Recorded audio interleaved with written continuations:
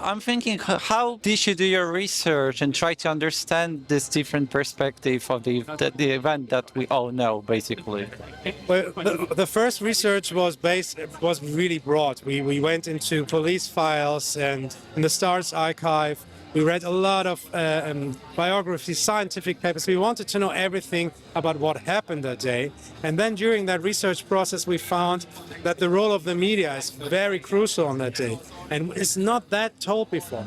So we concentrated our research then to what the role of the media was that day, and found the real Jeffree Mason, who changed our whole research process.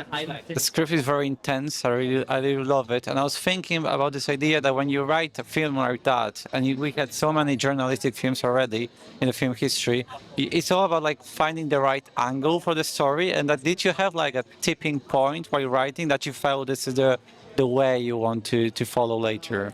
I think Tim and me always wanted not to tell a hero story, but not to judge anybody or to blame anybody. In between, those are human beings trying to get it right, making mistakes because they don't have the time.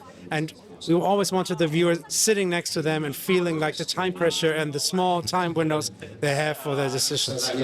When you're watching a film like that, it's good to, like, the script must be informative. So, like, we understand what's going on, but it's still a film which must be entertaining. And was it difficult for you to find the right balance between those two aspects? Well, I was so lucky that I wrote the script with Tim, the director, because I was the guy for the research. So my scenes were way too long because I wanted to put as much details in as possible. And he was always so good at finding the core of the scene and the rhythm of the movie. So there was a really good match.